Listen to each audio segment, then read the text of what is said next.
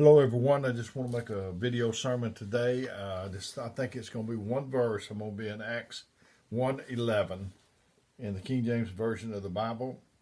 And it said, well maybe I'll read three verses. Acts 1:9 through 11. And when he had spoken these things, while they beheld, he was taken up, and a cloud received him out of their sight. And while they looked steadfastly toward heaven as he went up, behold, two men stood by them in white apparel, which said, Ye men of Galilee, why ye stand gazing up into heaven? This same Jesus which is taken from you into heaven shall so come in like manner as ye have seen him go into heaven. Why stand ye here gazing? That's what I want to talk about. We've got too many gazers.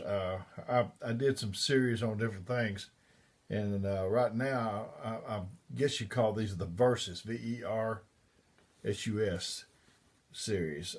Today I'm going to be talking about the difference participants versus spectators, gazers versus people that's in the doing something.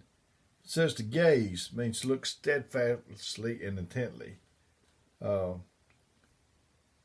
So you're not doing anything. You're just an onlooker.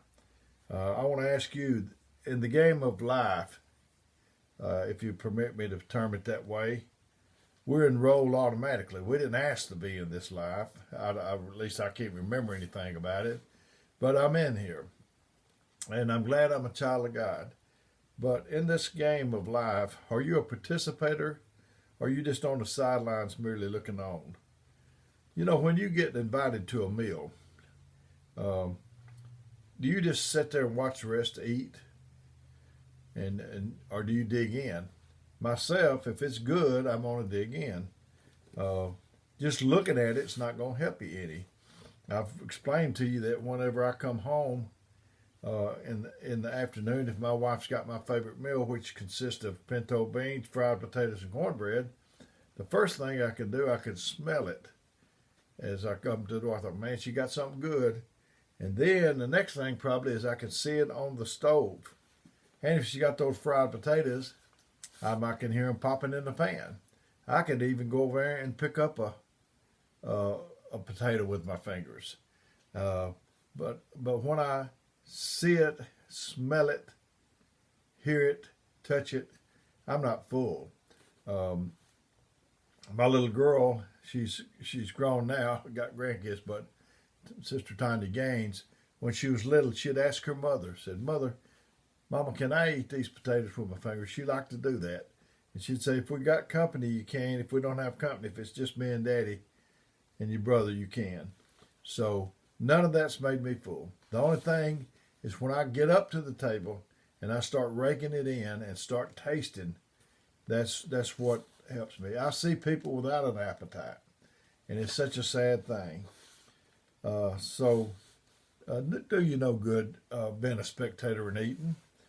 Teacher, I remember when I was in school, the teacher called roll, call my name and other people's names. Some would say present, some would say here.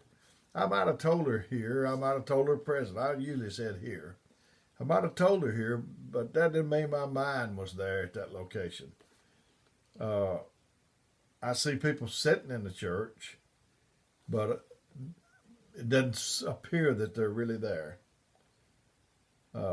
We got stained glass windows at the church. I've got a window right here. I can see out of it.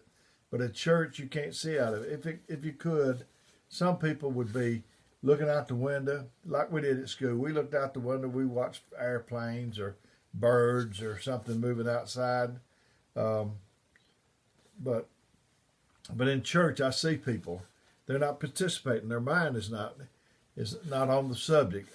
They're fiddling with a psalm book or playing with a baby. Their body is there, but their mind is somewhere else. Participants versus spectators. My brother, he used to have some sayings. I really liked them. The one that passed away this past August. And he said, you can't get in the game without a uniform. You might try to get in the game, but they know who the members of the team are. You've got to have the Spirit of God to get in this game. and that spirit knows the difference and knows whether you're on the team or not. Uh, you can use all your senses while eating, but if you don't taste, as I said a while ago, you get no good at it. A ship in the port is safe, but that's not what ships are made for. You know, you can have that ship in the port and it can be clean, it can look pretty, but it'd be better for a dirty ship out in the water doing what it's intended to do than one sitting in a harbor. You know, if you're in life, you can say, well, I'm afraid I get hurt. I'm afraid that this or that. If you don't get out in the, you're gonna get hurt. But if you don't, you're gonna come down to death, and might be in good shape, but that way. But you won't with God.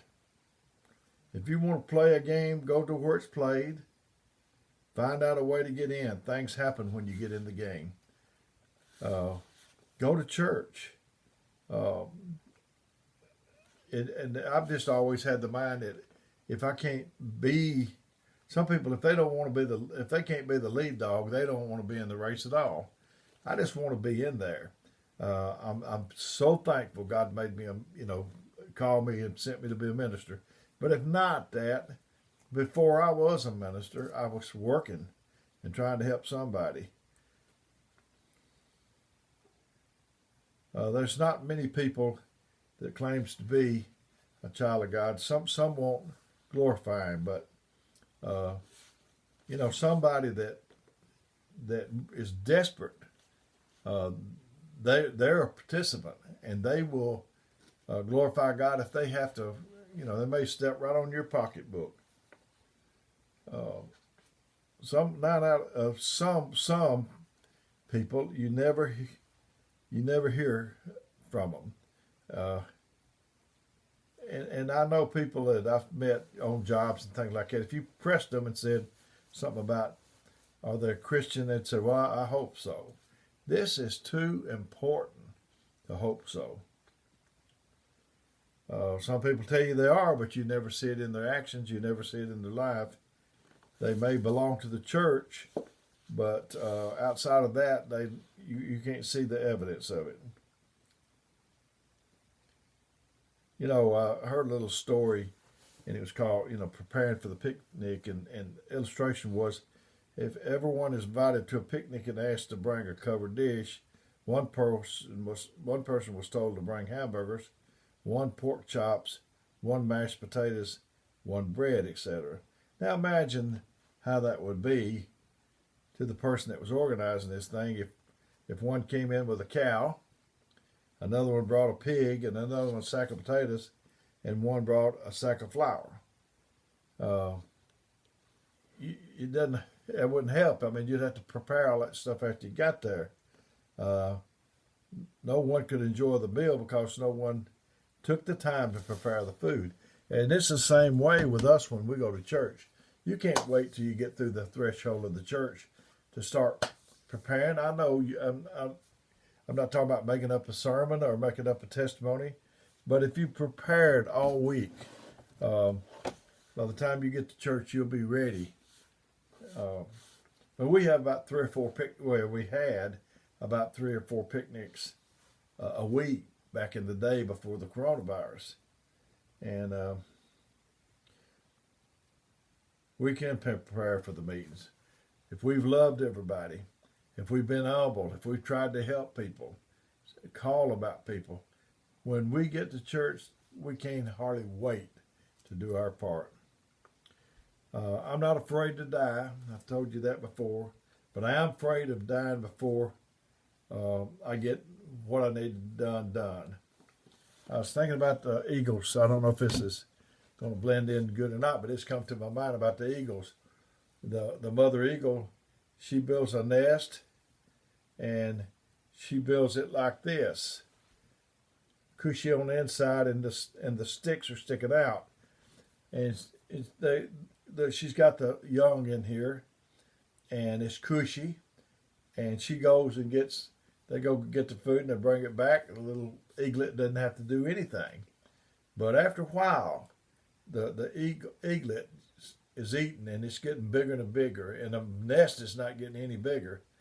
And she turns the sticks from this way back to this way on the inside. Now the sticks are poking the eaglet, and it's bigger, and the nest is getting smaller, and he's got brothers and sisters or whatever, and so he has to leave the nest. And that is the way it is with us. I talked to our church about playing offense and playing defense. If you could understand what I'm saying, offense, defense. Let's say defense. Defense is if the weather's good tomorrow, I might have a good day. If somebody speaks to me, I might speak to them. If somebody calls me, I might talk to them. But offense is I'm going to have a good day. If it rains tomorrow, I don't know if I can have a good day. But offense is I'm going to have a good day tomorrow, no matter what. If they don't, I'm going to initiate shaking hands. And that's offense. We need to live with a sense of purpose. We need to have a mission and a vision for our life. Things that you're passionate about. You need to have something that, well, like this for me. I can't hardly wait for the day. I'm anxious for the day to get started. You need something that you would work for nothing, but them paying you is just a bonus. But there are things that we shouldn't participate. We shouldn't participate in participation in church is what I'm talking about. Onlookers and participants. But we shouldn't participate in talking about people. We shouldn't participate in negative thinking or negative talking. We need to be involved in service, though. In 1 Timothy 3:1-3, it said, "This is a true sin. If the man desire the office of bishop, he desire for good work. A bishop must be blameless, the husband of one wife, vigilant, sober, of good behavior, given to hospitality." I believe in that. Apt to teach, not given to wine, no striker. To move up in the offices of the church, you can't be a striker. Something don't suit you, and you just cross your hands and blow up or puff up or whatever you want to call it. God can't use that kind of person on his team. He needs somebody that's going to not be he's going to be a participator and not a spectator. Went a little longer than I meant to, but this is an important subject. If you need me, my number is 256-508-4410. And if I can't get back to you right away, I'll get back to you as soon as I can. May God bless you, is my prayer.